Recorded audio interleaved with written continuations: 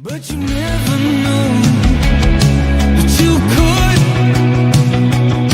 And when you feel that way, ain't it good, good dancing in the red and gold. Dancing in the red and gold. What's up, Faithful? Welcome to the 49er Faithful UK Live. As always, I'm your host, Paul Hope. And on today's show, we're going to be discussing all things 49ers, including the news that the Niners have got another international market to keep happy. Joining me to break all that down, and much, much more, I'm sure, it is, of course, my good friend, Lee Gowland.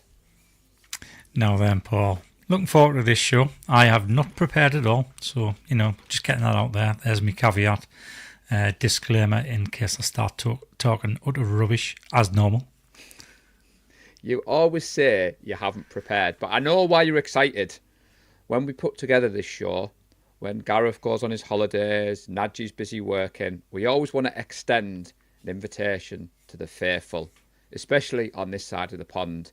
And I've been trying to get this guy on for a long time. He's obviously very busy.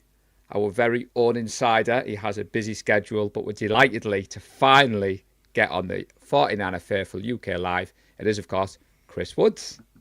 Hello, everyone. How's everyone doing? Chris. Finally, doing good. About time we've got on, but no, happy to be here. Yeah, so, as for those people watching, you have garnered a reputation of being our insider. To be honest, before we had Discord, that used to be my job, to find the stuff on Twitter to share it in the group. And then when we moved over to Discord, all of a sudden, this person who I'd never met before was suddenly beating me to the breaking news. And I thought, do you know what? It's one less thing for me to do. But then you started taking it up a notch. And you've got your own rival. We can go down that rabbit hole already. But Chris, how does it feel to be our ultimate insider on the Discord channel? Yeah, it's you know what? It's been quite competitive recently. I think the Discord has massively stepped up when it comes to posting everything, and there's almost a race anytime Adam Schefter or someone posts. But no, I'm just happy to post. I'm chronically online on Twitter, or X. So yeah, it's just if I can share anything that's useful, yeah, it's always quite fun. So you were a bit apprehensively with Discord at first when Nadji proposed it, because obviously we had the Facebook group, didn't we? And then when Nadji I was for Discord, but Mark Zuckerman has definitely pushed me towards Discord because I hate opening up the Facebook app now. I cannot stand that. So I do find myself browsing through Discord. I don't particularly interact as much as I did on Facebook, but then again, any social media I've kind of taken a step back from, because it just seems to be all negative nowadays, other than our Discord group, which is great. But yeah, I definitely see the benefits of Discord. I like that. I like what Chris just said there about being glued to Twitter, because that takes us back 10 years ago when obviously I was in charge of the Twitter account. And I think during the draft week, or during the draft days, that was when I pretty much got most of the impressions on Twitter, because I don't know why. I don't know why I was always the quickest, but I seem to get some of the news out a lot quicker than anybody else, just by following the likes of Adam Schefter. I used to be able to retweet that, and then all of a sudden, loads of people were retweeting. I think, Jesus, where's all this coming from? And I think that's because I did what Chris does, basically spent half my life on Twitter 10 years ago, just constantly refreshing. My thumb was doing that all through the draft. So yeah, I get what you mean about spending most of your life on Twitter and being on the pulse. It does help. Yeah, definitely. Yeah, it definitely sparks a lot of conversations in the chat, especially in the off season where you need to just keep it going until something interesting happens, really. Yeah. So as it's your first time on the show, Chris, and I've already built you up as the ultimate insider, we always like to know first how people became a 49ers fan, because we've all got our own unique story. And then after, how you found our community, because again, we've all got our own story, how we stumbled across the 49er Faithful UK. So how did you become a Niners fan? So I said to you guys before the show, I had to basically make a massive notes page on my left screen because I want to make sure I get the story right.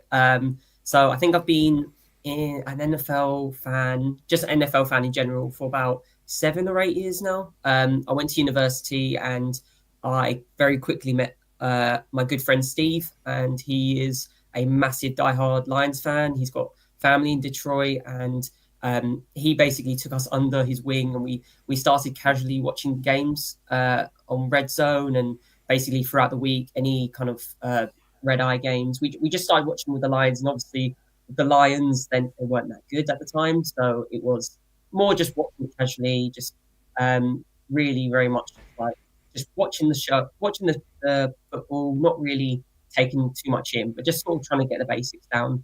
And after a few, pretty much about a week or two of trying to start this, my mate Steve basically said, "Oh, why don't we get into fantasy football? Let's all download the Sleeper app and let's all get into it." And obviously, I had absolutely no idea. I drafted, I think, Keenan Allen in the first overall round, which was like the worst mistake ever. Um, and by week, I think 2, I had an injury crisis. So I was like, I said, "Steve, you got to help me out. Who do I pick up? Like, what do I do?" And in particular, I had a injury at tight end, and I was like, I was desperate. So Steve said to me, "Oh, why don't you pick up the 49ers tight end, that second year guy? I think he's called like George Kittle or something. I think he's pretty good. I think he had like a decent season, and I think he came off a rookie season of I think it was like 500 odd yards, a couple of touchdowns." And I just thought, yeah, you know what? Screw it. I'll bite the bullet. I'll do it. The season's already over for me. So I picked up George Kittle, and I think the next week we played the Chargers, and we went for it was like 120 yards, got a touchdown, and basically from that point onwards, he pretty much won me every single week of fantasy football. So at that point, I became a Club 85 member, as always, make sure I rep him. And I think naturally, you just look into George Kittle and you see what he's like nowadays. This exactly the same 7 years ago. He was very funny off the field. Even in Iowa, he was like doing kind of the same shenanigans on social media. And as I was like watching George Kittle, I sort of naturally got connected to the 49ers.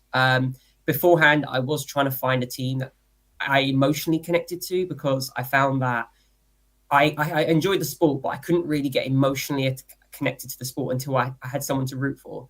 And I started doing BuzzFeed quizzes that would be asking you silly questions like, who do you prefer, a bear or a lion? And just very silly things like that.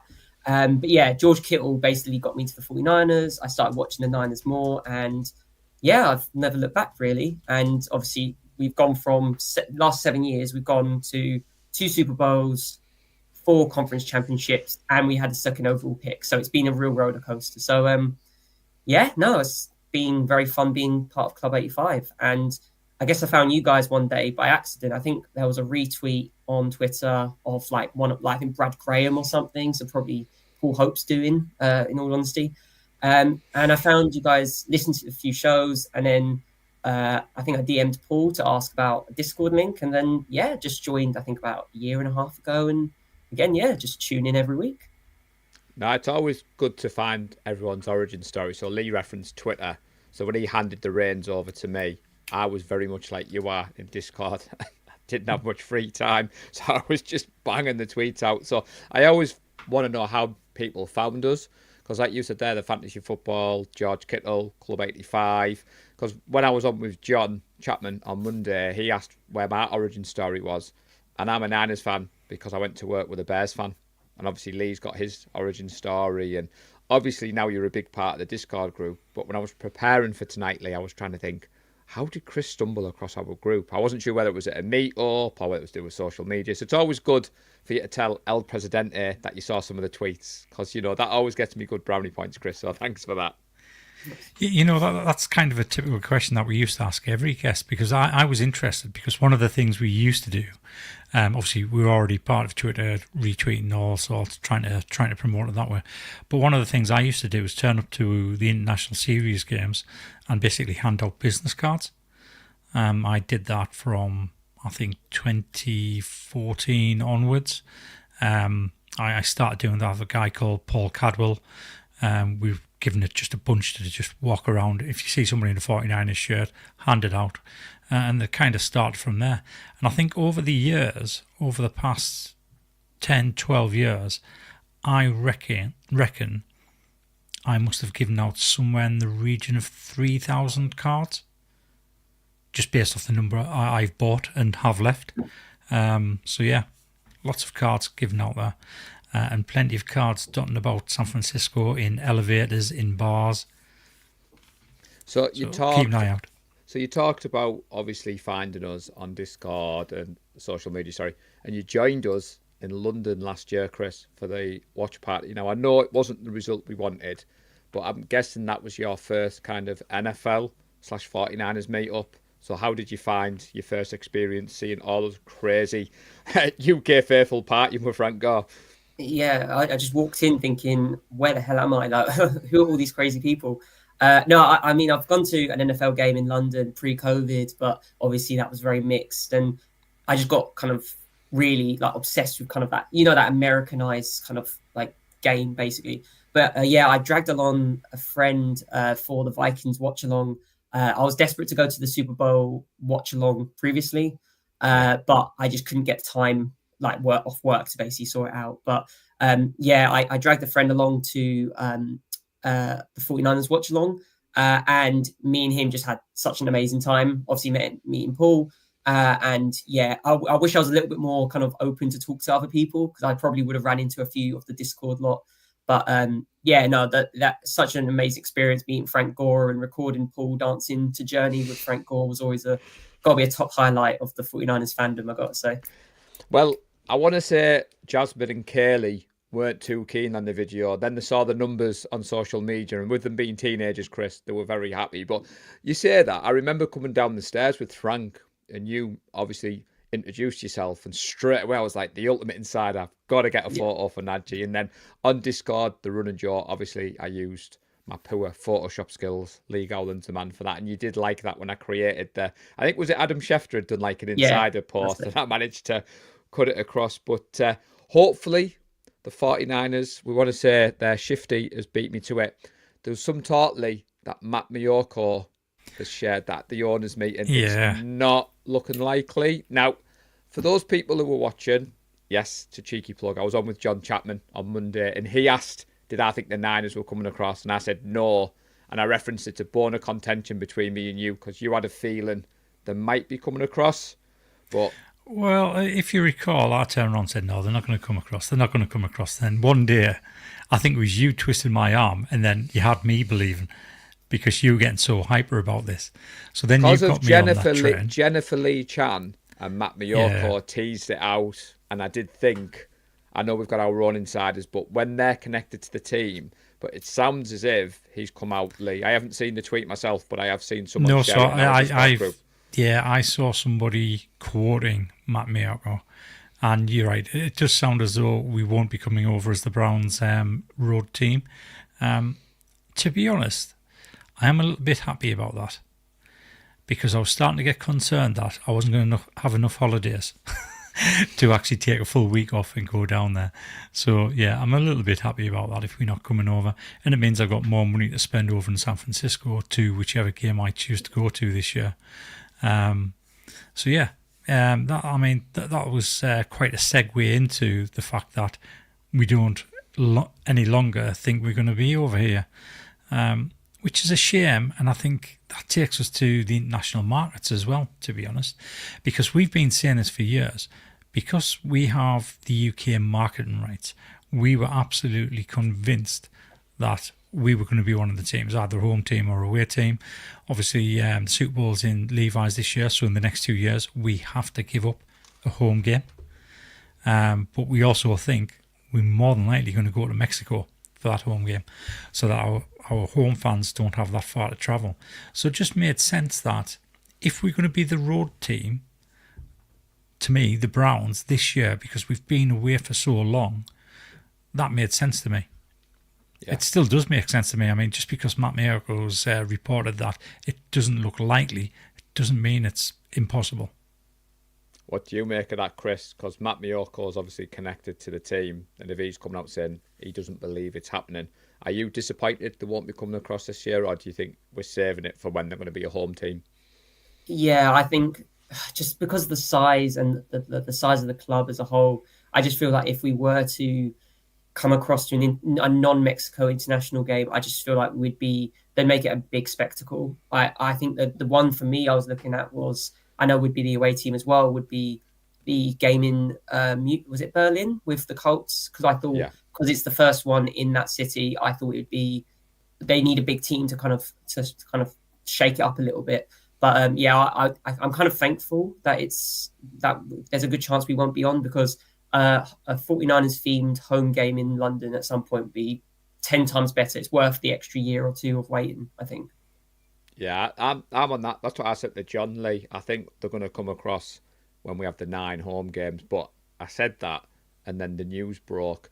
And to quote what you've just said there, the fact that the United Arab Emirates is a new market, the Niners might go there as one of the teams, because I think the German fan base are as passionate as what we are. So I know when the London games first came over, it didn't matter who they sent across, the stadiums were selling out, and I think that's the same in Germany. The reason I didn't have that game penciled, Chris, is Matt Cullen, who runs the JTT Cup on Twitter, he's a big Jets fan, and when a lot of the Niners fans were saying, the Colts in Germany, he was like, it's definitely going to be the Colts Jets, it's a divisional game. So I was thinking that, I'd never thought of it like that. So when you're looking at the other fan bases, so I ruled that one out. But I mean, the time difference, Lee, I didn't know this at the time, but I've done my homework. So the United Arab Emirates is 3 hours ahead of us. So I was trying to work out the time difference. If they get a prime time game, would that be better for us? Would it be worse for us? Because when I was doing my research, the point of trying to go over there as one of the bigger teams, I think, they're already established fan base in the UK. We know that better than most. Same in Mexico, where I think maybe left field approach. They might say, right, we're going to send a team over to start a brand new fan base over there. What do you reckon? I'm not so sure about that, because it's not just the time difference that's the issue there. It's the heat and humidity. If you recall when the World Cup was in Qatar, that they had to play, I think it was something ridiculous. Kickoff times was something like 10, 11 o'clock at night, just so the heat and humidity was bearable. And even then, it was still much worse than what you'd suffer anywhere else in the world. It was just too much. And because of the type of game the NFL is, I think that could be pretty dangerous for players, if I'm honest. Yeah, I know we have some very hot places in the US. Phoenix is a good example, but Phoenix is in a bowl, essentially. I don't think it would be as hot as playing in United Arab Emirates. So I think that's taking the consideration the players' welfare. I mean, definitely. To be fairly as well, what we've seen, Chris, with the marketing rights, when they were first announced in 2022, Lee knows I get excitable. I thought this means they're coming across 100%. And I'd forgotten about the Mexico rights. And then I read an article a couple of weeks ago which basically said in 2022, when they were given these marketing rights, they had to play an international game within 8 years. And I think you're right, Lee. I think Mexico's more of a chance. But the model they might use for the United Arab Emirates, as Shifty said there, they're 11 hours ahead of San Francisco. So that would be difficult. But I think they've proven with what they've done with us, Lee, they don't need to send the team. We still love the 49ers, and it doesn't matter whether the team come across to London. We're all still going to love the Niners. So maybe what it's going to be about is doing what they've done with us, like a watch-along, sending, Frank Gore, Joe Staley, someone like that out there to kind of get the fan chapter up and running. Yeah. Now, don't forget about that 8-year thing. We did give up a home game recently, international game, and went to Mexico. No, we were the road team. We were the road team the last time we played in Mexico against the Arizona Cardinals. The time before that, we were the home team. Ah, right. So is that within the... That's within the last 8 years, I'm sure it is. Oh, you're going to get the fact checkers on now. This isn't my strength. Where's that. Alex Simpson when we need him? Come on, Mr. Fact Checker. But Shifty's put there that he would predict the Niners play Mexico next year. And Chapman did say to me that he said that Mexico game against the Cardinals, he said, was better than the Super Bowl. Yeah. He said, hands down, if the Niners play Mexico, he strongly urges the UK faithful to get across, because he said it was unbelievable. So would you be up for that, Chris? A UK faithful trip to Mexico if we're playing there next year? Or you not got enough holidays from work? Or No, I can pull a few sickies. Hopefully my boss doesn't watch this. But no, I think anywhere. I'd go anywhere, to be honest. If I can get a ticket, I'd go anywhere. Yeah. So you mentioned San Francisco, Lee. As we said off air, Chris, we like to go down a rabbit hole or two. I know you've got plans to get out to San Francisco this year, Lee. Now, the question people will be thinking, due to the title of the show, is are we going to tease any details of a watch party? And I'm guessing at this point in time, we've got no plans. Because I was thinking, is this going to be one of your announcement videos where we're just talking along and you get the message on your phone and we're like, breaking news? Yeah. No. So you know how we like to go down rabbit holes, or when I say we, I mean the royal we, me. I like to go down rabbit holes. So I was reading an article, was it early this week or last week? It was last week because I was talking to our Steve about it at the weekend. I read an article last week, and at US border control, the amount of tourists that have been denied entry for really ridiculous things, like getting the zip code on where they're staying on their ESTA incorrect. So they haven't been allowed into the country and have effectively been deported. And I thought, well, you know what, mistakes happen. What I hadn't realised is once you were deported once from the United States, you were then banned for life from re-entering. So at the moment, it's quite a I'm going to say dangerous time to enter the United States, because if they get it wrong, that's it, you're screwed. You can never go back again. So I am actually thinking now, do I leave it? Do I leave it for the next 4 years and then go across? Do you know what I thought he was going to say, Chris? I thought he was going to say the infamous 88 Gowland speeding ticket was coming back to haunt him because he didn't want to declare it, I thought. No, so you don't need to declare that. At least I don't think you need to declare that. I'll have to check that, mind. But yeah, it's a little bit worrying, some of the reports that are coming out about just normal tourists being denied entry just for stupid little administration things like that, and then the impact that has. Obviously, it's not going to stop us going across. I am definitely going across. And if we can get the Saints followed by the Giants in back-to-back weeks, that'll be absolutely ideal, because I want to go to both of those road games. So, before we move off this topic, I did have a little bit prepared, Chris. So, the 49ers have at least 50 global chapters around the world.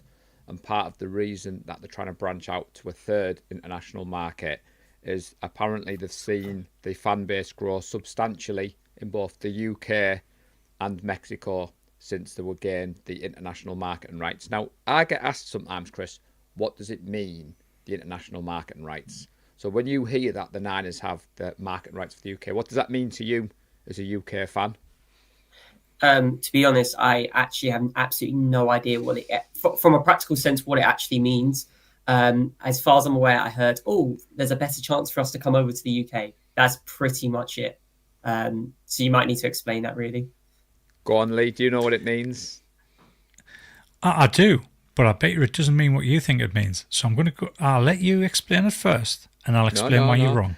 To be honest, I'm very similar to Chris. As I said, when I first heard that we got the international marketing rights, I got very distracted because you quickly invited me to a Zoom call with Nick Clark. Yeah. And seeing that email in my inbox from the San Francisco 49ers, I did think, Chris, I've done something wrong on Twitter. Lee's bringing me in to get told off. So after that meeting with Nick Clark, Lee, I don't really care what it meant, because it just meant our fan chapter got lots of good stuff. So essentially all it means is that the organisation has the rights from the NFL to go and market the team in that particular market. Now, when you listen to the way some people describe it is, they'll turn around and say they have the exclusive rights to market in that marketing area, which we know is an utter load of bullshit, because we don't have exclusive rights. We've got the Vikings, we've got the Jets, the Bears, the Ravens, and somebody else as well has marketing rights in the UK. So it's not exclusive. It just means that what they try and do is keep it to a small select number of teams. So the UK has been designated 1/6 the San Francisco 49ers. In fact, I don't even think it's 1/6 now, because there's been some other teams added on, and they've been given kind of dual marketing rights for both the UK and Ireland, because obviously they're expanding the UK to include Ireland as well. So for me, the marketing rights, all that means is they're allowed to sell the stuff, they're allowed to push it promoted, they're allowed to have official watch parties in the UK, and with that comes other perks for obviously the fan base, so they can bring alumni over here because it's all commercialized with the NFL. Everything goes through the NFL. If the 49ers want to do something, they can't just think, right, we're going to go and do this. They have to run that past the NFL because they're a franchise. Yeah. And the NFL get the ultimate say, yes or no, you can't do that. When we have a watch party, what we watch it on is Game Pass. So if the 49ers game isn't the Sky game, the 49ers have dispensation from the NFL to use Game Pass in a commercial environment without a license. So they get a special code, and then we can watch it on Game Pass, so we get the full game. That type of thing, that's what the marketing rights to the UK means. I knew he'd know, Chris. Now, I did prepare for tonightly. So the United Kingdom NFL teams are the Ravens, the Bears, the Jags, as Michael has said there. The Jags is the one I missed. The Chiefs, the Jets, the Dolphins, the Vikings, and the Packers. And you're right, they've just added Ireland into the mix. So Ireland on its own has the Packers, the Jags, the Jets, the Steelers, and the Chiefs. Now, I think it's safe to say that the NFL is no longer America's game, and it's a global game. And I was listening to what Chris said at the start, Lee, about his journey. I cast my mind back to when I first started being a Niners fan. I thought I was the only Niners fan in the UK until I found our group. And I started to see more NFL merchandise as the games got bigger. And I think now if you go into any major city in the UK or Ireland, you're guaranteed to see someone rocking some NFL merchandise, and it isn't just for fashion with the Raiders stuff. So when I spoke to John, he seemed quite open to that fact. Like, I think some people who are watching the show might forget that I'm based in England. So when I tweet out that I want the Niners Yeah, to it's come to dodgy London, accent, mate. I actually get a little bit of hate because the American fans don't want to see the team come across, which I can understand with the time difference. But I can understand that. Yeah, I can understand that. So, but I'm trying to think what else. So I've got a question for you two. I'm going to fire this one at Chris first. Aside from the watch parties that we've had, so aside from the official watch parties where we've had alumni come over, do you think the fan base in the UK has benefited at all from the UK marketing rights? To be honest, I don't know if it's just from me being a bigger NFL fan than I was a few years ago, but I am definitely seeing a lot more random jerseys here and there. Like I literally came home from work today and I saw 2 or 3 people, including a 49ers jersey or like t-shirt. And it just kind of makes you think that 5-6 years ago, maybe I wouldn't have noticed it, but I have noticed definitely an uptick in that sense. But yeah, I definitely know a lot more people who aren't huge NFL fans, but they are more interested in it now. I don't know if they've seen something subconsciously and they've now decided in the UK they're more interested. But I mean, yeah, I guess from a subconscious point of view, I think there's definitely a bigger energy when it comes to football in the UK. For sure, Paul, I don't know if you agree with that at all. Oh, 1,000%. And to what you were saying, Lee, I think last year the team were very good at using the UK fan base in the marketing. So I was just saying to you off air, I've just found a shot of me, Paul Scrimshaw, Jay Peplow, your Ben, stood outside the London venue introducing, and the guy who was recording the content was just pretty much like, you can plug your group. So straight away I'm in full promo mode, Paul Hope, 49 Faithful UK.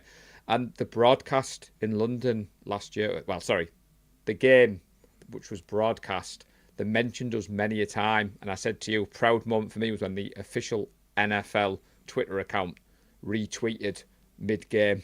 My phone went crazy. So I think from that point of view, we're starting to see the benefit. But when they first come across in 2022 with the marketing rights, I think what Nick Clark and the fan engagement team did really well, they worked alongside us. And I've always said that I think they were very good at tapping into your expertise.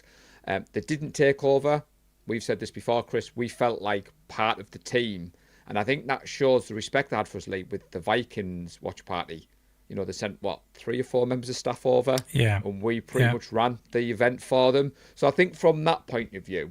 But I suppose, to answer your question, the fan base growing, I think 49ers fans were going to get bigger and better because of the way the team have played last few years. Like Chris said there, the NFC Championship games, the Super Bowl. I suppose last season might have been a bit of a worry for the franchise because not everybody in the UK, but most people I know who are new to the sport tend to pick a team that's at the top. It's very rare you go and pick the team that's picking 32nd in the draft. You know what I mean? Yeah, so I think you've gone across two different things there. So the UK marketing rights is obviously what I was getting at. So you've gone off under a little bit of a tangent, which is the objective of what the 49ers marketing in the UK, and that's to grow the fan base. They are intertwined. You can't separate the two. But what the 49ers set out to do with the watch parties and obviously engaging with us is grow the fan base, which is why we give them all sorts of different ideas. Look, this is how you can do it. You need to target the youth and the kids that haven't actually made a choice of what team they want, or newbies. And how do you attract a newbie? It's difficult. As you said, when we play well, it's easy for players or easy for fans to latch on, new fans to latch on. They go, I'm going to support the 49ers. They seem to be a pretty good team. And obviously the concern going into this season from the 49ers perspective will be, is this going to slow the growth? As far as the original question is concerned, what have we seen as a benefit as a fan from the UK marketing rights other than the watch parties? I would have expected an expansion of merchandise in the UK. So more readily available merchandise. We haven't had that. We still have to go through the same avenues as normal. Obviously, they branded the NFL Europe page, when you clicked on the 49er logo with the UK flag, with the Union flag. I mean, what does that do? Does it make us feel included? It's debatable. But it doesn't make it any easier to get hold of merchandise. And that's one of the benefits I was going to expect. The second thing I was expecting was the 49ers to actually reach out to grassroots football within the UK and try and grow the game that way. And the only time I've seen anything similar to that was through 49er Enterprises up in Leeds, where Jesse Sapolo came over and he did some flag football with the kids up in Leeds. So I expected a little bit more of that. We have had a lot more coverage on the TV. That comes that without a shadow of a doubt. The likes of the 49 hours. Is it 49 hours you call the program? 49 hours, that gets aired all the time. You do see a lot more interviews with 49er players now. So I think that's increased, but that's increasing exposure. How does that benefit us other than being able to actually watch that on TV? And to be honest, you can go onto YouTube and watch most of that anyway. Yeah. So it's not as though we can't get it. So for me, outside of the watch parties, I don't feel as though they've really taken advantage of the UK marketing rights. Because to me, if you want to grow the game, or if you want to grow the fan base, and I said this in that strategy document that I sent, you need to make merchandise readily available. Because the first thing you want to do when you start supporting a team or following a team is you want a cap, you want a t-shirt, you want a jersey, you want a hoodie. You want to be able to buy stuff, and you don't want to be limited to the crappy selection that we get on the NFL Europe store. Because that's what it is. It's a crappy selection. And that's made in Europe. And we all know what the quality is like from NFL Europe store. It is rubbish. Which is why I still buy from NFL store in the US. I suffer the shipping charges. I suffer the custom charges. Because I know the quality from the US is going to be so much better than that in Europe. Now, I think we were talking about it last week about the hats. So you bought a hat, which I said, you know what, I was quite interested in that hat.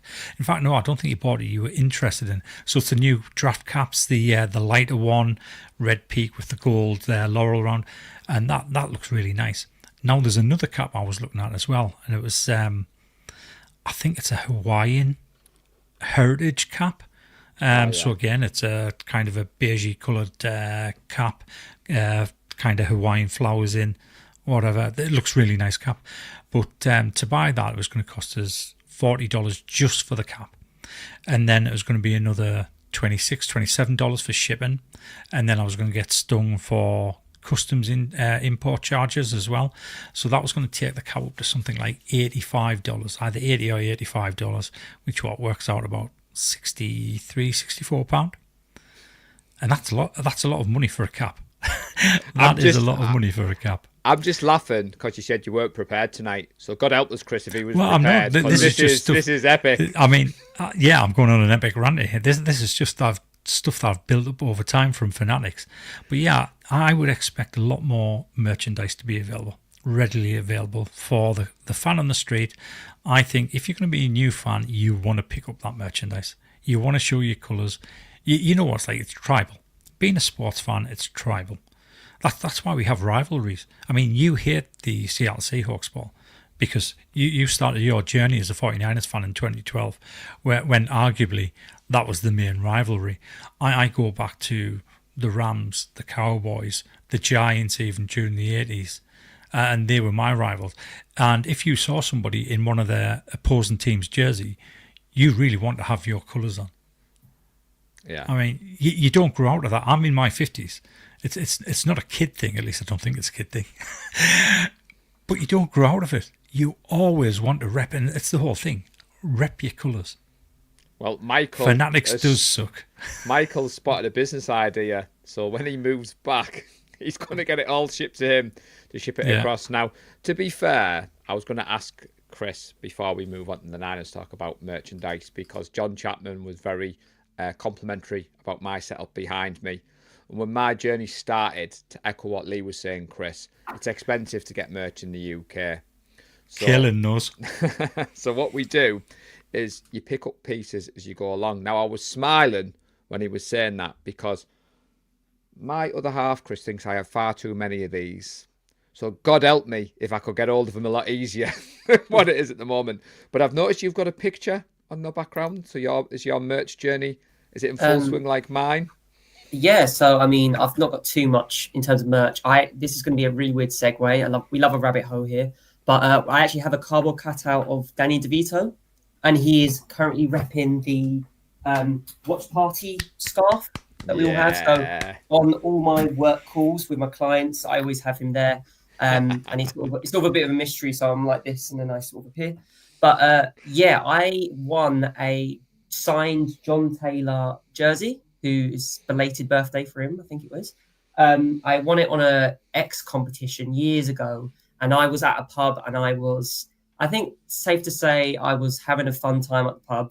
I can't really remember too much, but all of a sudden my phone just blew up, and I realised I'd won the competition, and it was someone called Claire de Bear, who is, I think, she's UK Bears fan. Yeah. And yeah, she was sweet enough to send it across. And yeah, I got it framed. I got a plaque and 2 pictures of him. And to be honest, other than this, a jersey and my coat that I bought off Connor Ryan, allegedly. Vintage. Nice plug there, Chris. Connor will like that. Yeah, I get a good commission every time I mention it. So you might hear it a few more times. So I haven't got as much merch as all you guys normally have. But yeah, it's getting there. I want a couple more jerseys maybe, and then we'll go from there, I think. To be fair, Lee, before you ask him a question, Jasmine didn't believe me that there was a player that used to play for the Niners, Taylor, because my stepdaughter's Jasmine, their surname's Taylor. So I think her next jersey purchase might be a Taylor 82, because she was really blown away that she could have her own name on a jersey, because she came to her first watch party last year when we had the Buccaneers one in Yorkshire. So she's got a Kaepernick jersey at the moment, because obviously my love for 7 is well documented. But I just wanted to ask him, Lee, about... I spotted the jersey and I wasn't sure. Yeah, I know, yeah. So I was just about to say that's a cracking jersey to have. I was lucky enough to meet John Taylor back in 2022 when I was at the 49ers Rush Road Trip pre-game party for the Miami Dolphins game, which is the game that Brock Purdy took over from Jimmy Garoppolo. Were you at that game, were you? I wasn't at that game. I've not mentioned it 5 or 7 times. Yeah, John Taylor, cracking guy. He was like a kid. He was as giddy as a kid because he wanted to tell you, he wanted to talk to you and tell you all about the experiences he had as a player, how much he enjoyed playing with the guys he played with on the roster. And the thing I took away from him was his hands were absolutely massive. It's no wonder he was so good at catching the ball. I mean, it's double the size of my hand. Easily double the size of my hand. I was shocked at how big his hands were. So, to bring it back to topic, Chris, because I know you've done some of your homework, so we've touched upon your journey as a Niners fan. We've ticked off the international market and right. I don't think we quite answered Lee's question, which, to be fair, Lee, we rabbit holed you. But before we move on, Kev Williams has a question for you. So he says, to throw your question back, have you seen an uptake in the group members? He's mentioned Facebook, but obviously we do have other social media platforms. Do you think the last couple of years you've seen a rise? Yes, without a shadow of a doubt. So success breeds success. So when the team is successful, we are successful because we get the members in, people go and search for the 49ers on Facebook, and obviously our group, with it being the premier group in the UK, it pops up first. Because of the activity level, it hits all the algorithms, people get to know about us. So yes, I have seen an uptick in that. I think the biggest one was when I did that interview in was it the Eagles game? It was the Eagles NFC Championship game. And I did an interview with Sky TV. Were you at that game, Paul? Or did you watch that at home? No, that was the one where Brock got injured, and you were on full promo mode, being interviewed by Sky Sports. You know, I was just in the background holding the jacket, answering the phones, doing the usual stuff. Yeah, exaggerate a little bit, mate. I never exaggerate. Think within the hour of that airing, the fact that I had me 49er Feel for UK patch on me jersey, and that was the forefront of me being on TV. Within about an hour of that airing, we had over 150, 160 people join the group. Well, that's what and I was it was just incredible. Before, yeah, because they were coming through as you were on Sky Sports. Because as admin, we get the notifications. That's what I was meaning, like answer the phones. Because that's the photo that I think Wayne took. I'm on my phone, and Tracy commented, he's always on that bloody phone. So I'm glad you've took over, Chris, because it's got me a bit of brownie points that I don't have to break the news. But to answer the question, I mean, obviously success breeds success. So the better the team plays, people will come and join the group. And obviously exposure. Any exposure we get, it happened at the draft. Obviously the amount of impressions that Paul got on Twitter, we were actually trending above the San Francisco 49ers. That's how good a job Paul was doing on there. We had a lot of people join the group then. Obviously the day before that, or 2 days before that, both me and Najee did that interview with Coach Reinbold, where he outed the fact that we were in Vegas and it was supposed to be a surprise because we were going to go live the day after, but he beat us to the punch. And we only found out because we were walking down the strip and my phone was buzzing, and it was all these member requests coming in to join the group. So yeah, exposure like that is great, and that basically breeds success for us. So Red Jet Shell, it's always good to see you in the chat. As she's pointed out there, please do like this video, please subscribe. Now Chris, I know for example we've gone down a legendary rabbit hole, but I do want to bring it back. Kyle Shanahan spoke yesterday at the owners meeting, and he was asked, should the 49ers lower our expectations for 2025? Did you get a chance to see some of the stuff Carl said? I think the only thing I saw was that he backed his full confidence in Jake Moody. So I think that's all I saw. So as far as I'm aware, I'm sold. No, I've not actually seen that yet, but all I've seen is pictures of Kyle Shanahan when he first joined in 2017 versus now, and he's very much a silver fox now. These 8 years haven't been kind to him, I'd say. But yeah, I've not seen anything else beyond that. To be fair, Chris, I'm not doing that challenge. Photo from 2017 to now. I'm 45 this year, so I've got full sympathy for someone shaming Kyle Shanahan. But to be fair, I said to Lee off air before you joined us. So I haven't seen the full interview for context, but I have seen the snippets on social media, and I've got the article here. But basically, what he said was, to him, the expectations haven't been lowered. We didn't make the playoffs last year. This year, it's all about getting back into the playoffs. But I think the surprising thing was he alluded to, I don't know whether you've seen this, Lee, that the draft philosophies in the team over the last few years, there weren't as much focus because they didn't feel like the team needed as many prospects as they do this year. And I think a lot of people, I know Jason Aponte and Steph Sanchez went live just after that interview, and they were both stunned that the team were coming out and actually saying, last few years, we haven't really been too up on the draft. Right. Because I'm glad you said that. I'm glad you followed up with that, because I was just about to say, I hope you got that quote wrong. Because if that's what they said, we haven't been too focused because we thought we had a good roster. That's absolutely disgraceful. It is. That's not the way you build championship caliber football teams. You should always be 100% focused on building your roster. Regardless of how good you think it is, it can always be better. So yeah, I had hoped you got it wrong, but with that little bit at the end there. It says we've gone into the drafts these last few years, not as much last year, but especially the 2 years prior, to where you look at the board and it's like, man, we really don't have to find a starter anywhere. Yes, you've got to find depth because quickly you can get injuries. But I remember going into it 3 years ago and felt the only starting position we could find was a kicker because we were so strong. And a lot of the content creators have jumped on this, Lee. So obviously I don't blame them. Both of you aware, because obviously, like I said, we do this as a hobby, so we're not plugged in 24/7 as much as I would like to be. But it did take me by surprise. And Chris referencing Jake Moody is a good example. That's the clip that's going to get cut, Chris. You just saying you've got full confidence in Jake Moody. So, be prepared for the backlash. Sounds good to me. To be honest, I absolutely hated that pick, but I would be happy to ride with Moody this season again, see if he does pick up his confidence, see if he's that little bit better with experience, because the kid definitely has the leg. He definitely has the leg. He just gets the jitters every now and again, and with any luck, he can get over that.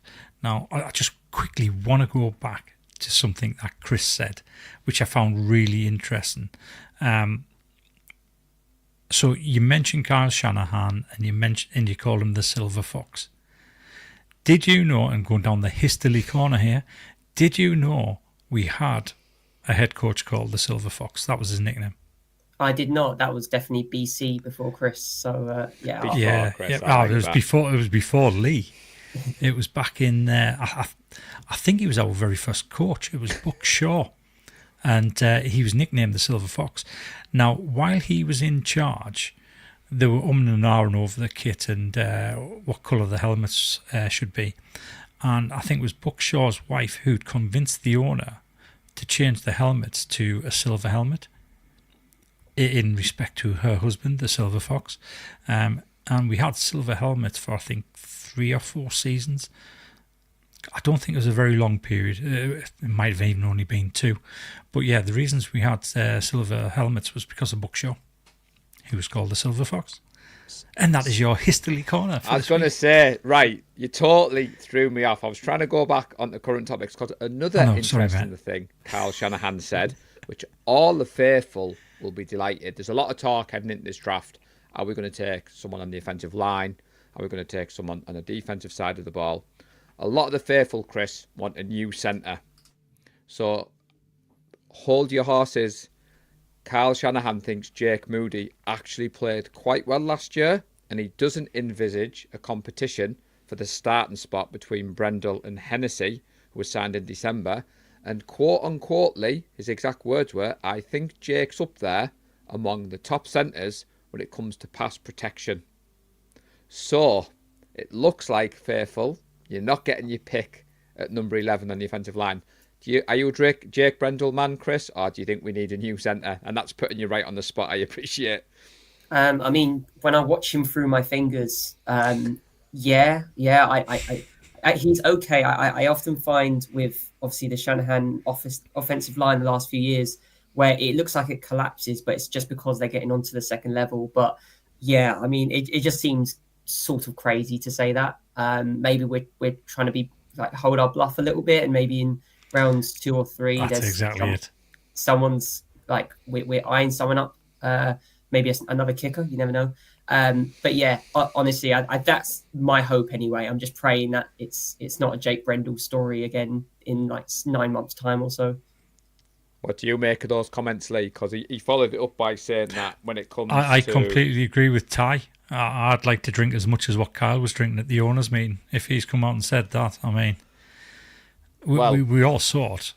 could you say Carl Shanahan drank as much as some of the UK faithful drink at a 49er faithful UK Well, meeting? to come out and say something like that, he's drank far more than what we drink at the UK Faithful meeting. That's saying something. I think Brett Sinclair's got something to say. I can already hear the phone peeping if you're thinking that. You know, we tend to use PFF stats quite a lot. And you look at PFF stats, and I think he's ranked 42 out of 32 starting guards. And I mean, that tells you a story there. And then we fall back on use the eye test. What does he look like to you? And as Chris has just said, he watches him through his fingers. That's me as well. Every time I'm watching Jake Brendel play, I think he's just a car crash waiting to happen. He's going to end up getting Brock Purdy injured. And I think we definitely need a centre. Again, I wish we'd taken Drew Dalman in free agency. I understand why we couldn't. We just couldn't compete with the money this year. But I really do hope we pick up somebody in the draft. A centre that's actually played the dedicated role of a centre and not a guard that we've converted to centre because we don't have one. I think with Carl's scheme, Chris made a good point there that when you're watching the game tape, when they move up into that second level, it can sometimes, when you're watching the game live, it looks messy, but then you go and watch the great content creators like Johnny Dell who do the film breakdown. When we had him on, Lee, he blew my mind with some of the stuff that he was able to show us. And I think Kyle's got every confidence in his scheme and the fact that he feels he can just plug them in. He doesn't want to spend that draft capital. I mean, we struck lucky with Puny last year, Chris. If we can get a centre or a guard like Puny standard in the third or fourth round, I think we'd be happy. But I said last week, Lee, I think we'll go on defensive tackle at pick number 11. I just think with Salah coming back in, the players that they've released, and I just think it would be kind of a planting the flag in the ground moment for Salah, saying, you know, you've come back and you're getting our first round draft pick this year. Yeah. No, I completely agree. I think we're going to go defensive line. Not so much defense. I mean, as I said on the show, on John Chapman's show last night, was it last night? On Monday night, I can't remember. It was on the one that you were on. Mike Green, no matter what. That's who I'm taking. I'm not taking him at 11. I'm dropping back. But yeah, I think it'll be defensive end or defensive tackle. And just one thing about Puny. It's not puny. You make him sound tiny. You make him sound like that big. Puny. He's the Puny. Hang on a sec. Mr. Graham, if you'd like to pronounce it better than me, drop the link in the chat. Feel free to join us. This isn't an easy gig. I do make mistakes from time to time, but I appreciate you pointing that out. And next time you're on, I might not be so nice like I was last week. But what do you reckon, Chris? I know we're putting you on the spot with kind of draft talk. Have you anyone in mind for number 11 at the moment? Or Yeah, I mean, I've kind of gone with the mindset that I know Salah was waiting for a head coaching role, and if not, he was going to come back to us. But I feel like he wouldn't have come back to us without some sort of agreement to say, I am taking that first pick or I'm taking a good charge of it. I mean, if he was to somehow fall, Mason Graham would be is kind of the main man. Otherwise, I've been team trade down for a while, trade down to kind of like the late teens, early 20s, get someone like a Jihad Campbell, like get like a captain of the defense. He's going to be gone before late teens. My hope was that he'd fall, but it sounds like his draft stock's getting higher and higher. So you've got the likes of Walter Nolan and stuff. Like you've got quite a few good defensive tackles. It's a really deep defensive tackle class. So yeah, I wouldn't be surprised if we went defensive for the first 2 or 3 picks at minimum. Obviously, if you get the likes of Will Campbell fall into us at offensive tackle, is it time to kind of draft your new Trent Williams? Who knows? But yeah, I mean, defense has got to happen. It's just like the Eagles a few years ago when they got Jalen Carter, they got Cooper DeJean this year. Like they're just filling up on young, hungry defensive players. So yeah, for me, it's kind of defensive tackle or bust, or Cam Scatterby or bust. But that's kind of like an ongoing thing. As I said, John Chapman put you on the spot and said it was our draft crush, and I did Najee Carrara, proud. Obviously, I wasn't saying take him at 11, but I had to do for the great teams win, good teams cover. Paul Redman, Dallas Cowboy fan, who will be joining us in a few weeks on the live. Most people think on why you're getting a Cowboys fan on, but Paul is a big supporter. You must be doing that while I'm away. You've got to be doing it because you know what I'd be like with a Cowboys fan. But he asked me, Chris, to do the 49ers pick. And when I got the first 10 in, there was a few names on there that I was surprised. But I had Will Campbell was still there. And I thought, shall I take up the offensive line? But I just went Derek Harmon. I just think it's a bit of a reach, but the Oregon connection, the game tape, because I'm not allowed to say the other word because Neil Graham's watching, I think Harmon could be the pick, and I think he could be sneaky good. And as I said to John Chapman, if we take him at 11 and it's deemed to be a reach, but he smashes it out of the park, nobody's going to be complaining. So Yeah. Chris, do you watch John Chapman? Here and there, I follow a lot of his Twitter kind of like clip posting and stuff. But no, I did check out the clip with him and Paul earlier this week. So just before we came on tonight, he was doing a mock draft, and he absolutely nailed that mock draft. It was a fantastic mock draft, and he traded back. He forced a trade, so he used PFF mock trade simulator. He forced a trade with the Seahawks, believe it or not, picked up 2 extra thirds, and he had a really good draft. He took some really good players. The only one I disagreed with was, I think it was the 4th pick. We had 4th or 5th pick, and he had the chance to take Jacob Paris. But he didn't take him because he'd already taken a cornerback. But to me, that'd have been a steal at the position that he was at. But yeah, John Chapman, when you want to know anything about the draft or the players that are available there, give him a watch. He's really good. So as you weren't prepared tonight, Lee, was there anything else that you wanted to talk about, Chris? Because we're not quite strict on the hour, but believe it or not, we've been going for 56 minutes, and I feel like there's loads we haven't talked about. So as you're the guest, I wanted to throw it back over. Was there any topic that you wanted to talk to me and Lee about tonight?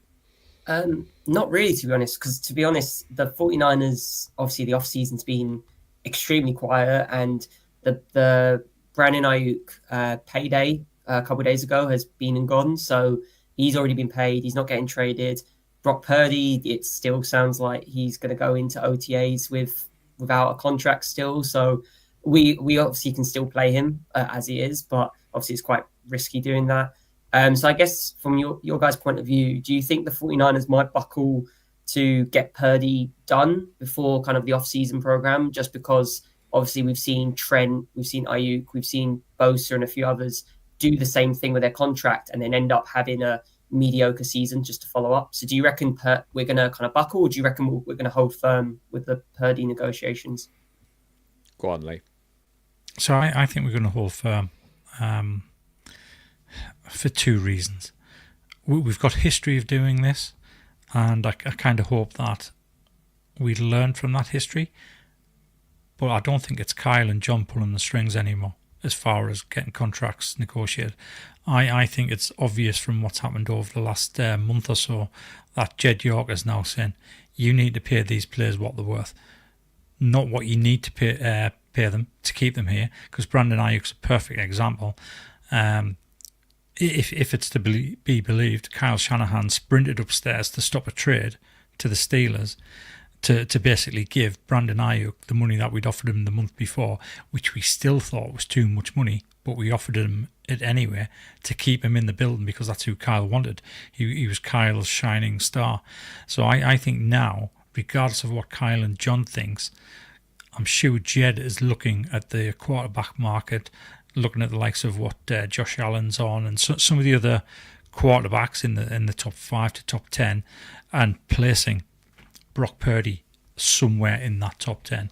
And it's definitely not in the top 5. I don't think he's placing him in the top 5. So I don't think he's going to want to go anywhere over 55 at max. And I think that's the stumbling block, because obviously the cap goes up every year. It's going to go up again next year. Technically, we do have quite a big cap space, but we've also got a hell of a lot of dead money. And I think he's just said to them, look, stop squandering the money.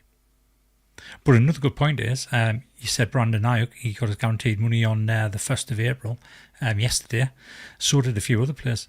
Nick Bosa, he got a guaranteed chunk, I think it was 22.6 million.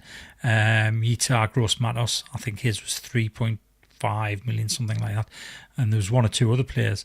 And when you add them all together, that was quite a bit of guaranteed money that we are now on the hook for since yesterday. So even though we're looking at Jed thinking, is he being a bit of a tight skate this year? Yes and no, because he's obviously seen fit to say to them, keep those guys on. I know they've got guaranteed money coming up, but they're obviously important to the team. Well, you say that, but we let Floyd go, and I don't think there was any savings on the cap hit. And it's just frustrating, Chris, as Niners fans. We've seen this happen the last few years. Kittle, Warner, Bosa, Debo, Ayuk. And I think the noise that Jed York himself said was that he wished he could have signed Brock last season. He's come out and said that, Brock was a top 10 quarterback under the, obviously, bargaining agreement. We're not allowed to negotiate. And I think that's the surprise, because I think John and Kyle have said Brock's their man. Chris, was quite funny that you posted a quote you'd seen on Discord the other day. I posted the other angle, which was the same quote, basically. I think Michael pointed out it was a little bit confusing, but that was the point of it. I think I knew what you were doing. You were just sharing what you'd seen on X, and I was doing the same, which, depending on which way you read the quote, Lee, you could argue that John was saying he was optimistic about getting a deal done, or you could take it that he wasn't optimistic about getting a deal done. And that's where we're at in this off-season. Kind of no news is news, and that's why we're all plugged in. See, there's two sides of an argument there about what Jed said. I wish I could have signed him last year rather than this year. Obviously, last year he was coming off the back of an absolutely stellar season. He should have been MVP, but Lamar Jackson got it. And when I say last season, I'm obviously not talking about the season that's just gone, the season before that. So he come off the back of a stellar season, and Jed saying, I wish we could have signed him then. To be honest, if you look at it, if you think about it, in the last 12 months, quarterback contracts have significantly risen. So had we signed him last year, or been allowed to sign him, we'd have probably looked at the top 5 contracts, and the top 5 contracts, believe it or not, would have been between 50 and 55 million. So if we could have signed him last year, that'd have been great, because he'd have been on the wage that we want to give him this year, but we can't, because they're now gone up again. And his agent knows this. His agent knows it's supply and demand. We haven't had a quarterback that we like as much as Brock since John and Kyle came in. So the bargaining chip is in their ball cart. And I've mixed up a whole load of analogies there that sound crap, but you know what I mean. Yes, I know what if you I mean, was Jed Lee, York, but if I Neil was Jed Graham's York, watching, and he's probably got that noted down, because I know what Neil's like. He's not going to let that go, mate. He's not going to let that go. He's going to be playing right. Do It for Yorkshire every time you come on. I was going to say, Neil, last week I was quite glad that I didn't tee Lee up for that too many times, but next time he's on, Chris, I think he's never going to let it. My pronunciation isn't very good. Nadja used to be one that pointed it out. Oh, Paul, you've just reminded us. So you'd have hated one of the players that that John took in the draft. So he's called Femi Oladejo. And he's very good as well. The edge player. He is right? very good. Yeah. Yes, he is. Yeah. I could imagine if we take him draft day, Paul's going to be sat there just shaking his head thinking, oh, I don't believe it. I'm going to have to come up with some sort of nickname for him. He'll just call him Femi. No, I'll practice. I think when I get rushed, Chris, is when I panic, and obviously the my northeast accent, I should just stick to game. Have you got a northeast accent? A little one, mate. A little bit like yours. Southerner, mate. You're a southerner. But the Brock, I just hope it gets done. I don't think I'm going to get too hung up, Chris, on the APY, the guaranteed money. I just think, imagine that we go into the draft and we start trading up and everyone starts panicking like the Trey Lance years, or if we take, a quarterback and people think, what's happening? But I think we will take a quarterback. We've got 11 round? picks. Pick 11? No.